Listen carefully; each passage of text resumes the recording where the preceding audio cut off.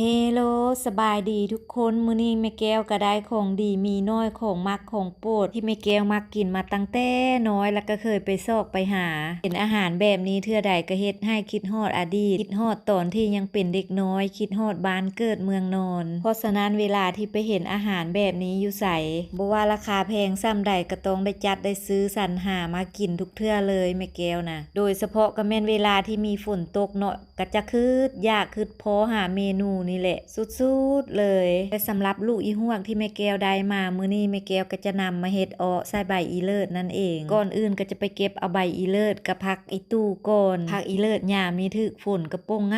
ามและเป็นตาสะอ่อนหลังจากนั้นก็มาเกี่ยมดังไฟแล้วก็ค้างหม้อไว้ก็จะไปเกี่ยมตำเครื่องหอมใส่อ้อต่อสำหรับเครื่องหอมที่จะใส่อ้อเนาะก็เส้น9เส้นเคยมีมะเขือแห้งหัวผักบัวหัวกระเทียมแล้วก็หัวสิงไข่และอีกสิ่งหนึ่งที่ขาดบ่ได้นั่นก็คือมะแคนนั่นเองใส่เครื่องหอมทุกอย่างลงใส่ครกแล้วก็ทำการตำได้เลยตำไปจนกะว่าเครื่องทุกอย่างมันแลกดีแล้วพอหม้อฟดเนาะก็ตักลงใส่หม้อได้เลยหลังจากที่เอาเครื่องหอมทุกอย่างลงใส่หม้อแล้วเนาะก็ตามด้วยการใส่ปลาแดกลงไปใส่ปลาแดกลงไปแล้วก็ตามด้วยการใส่เกลือกับเป็นนัวลงไปต่อหลังจากนั้นเฮาก็จะไม่เกี่ยมตำข้าวเบื่ออันที่จริงถ้าใส่เป็นข้าวคั่วที่เฮาคั่วเรื่องๆหั่นน่ะเนาะใส่ลงไปจะแซ่บหอมดีแหละมื้อนี้หันแม่แก้วบ่มีก็เลยใส่เป็นข้าวเบื่อเอาหลังจากที่ใส่ข้าวเบื่อลงไปแล้วก็ตามด้วยการใส่ลูกอีฮวกลงไปได้เลยบาดนี้มีไผฮ้องลูกอีฮวกหรือว่าลูกอีควกคือกันกับแม่แก้วอยู่บ่ทุกคนแม่แก้วหันลึงฮ้องแบบนี้เนาะบ่ฮู้ว่าทางท้องถิ่นอื่นหันพากันฮ้องจังได๋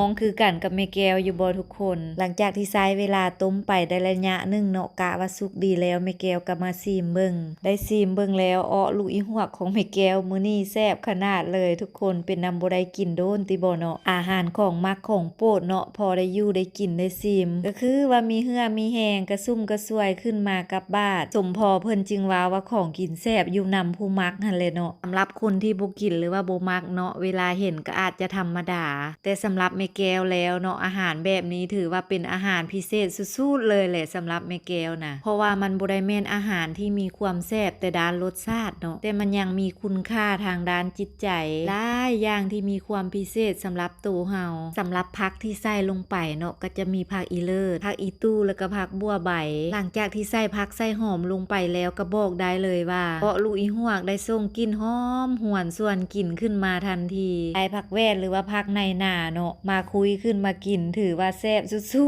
ดๆเลยแหละเป็นจังไดทุกคนสำหรับลูกอีฮวกของแม่แก้วมื้อนี้สีสันหน้าตาเป็นตาแซ่บตากินตาซีมอยู่บ่มาเด้อทุกคนมากินข้าวกับลูกอีฮวกแซ่บๆนำแม่แก้วนำกันสิมีไผสนใจมากินเมนูบ้านๆแบบนี้นำแม่แก้วอยู่บ่เนาะถ้ามีไผสนใจมาเด้อครัวแม่แก้วยินดีต้อนรับเสมอสำหรับตอนนี้ลูกอีฮวกของแม่แก้วก็สุกเป็นที่เรียบร้อยแล้วเทลงใส่ถ้วยพร้อมเสิร์ฟได้แล้วบ้านนี่มาเด้อทุกคนแม่นไผที่มักกินเมนูนี้คือกันกับแม่แก้วแม่นมากินนำกันได้เลยเด้อสำหรับคลิปวิดีโอนี้ขอจบเพียงเท่านี้แล้วพบกันในคลิปใหม่ก่อนไปขออวยพรให้ทุกคนจงใช้ชีวิตในแต่ละวันอย่างมีความสุขไปก่อนเด้อทุกคน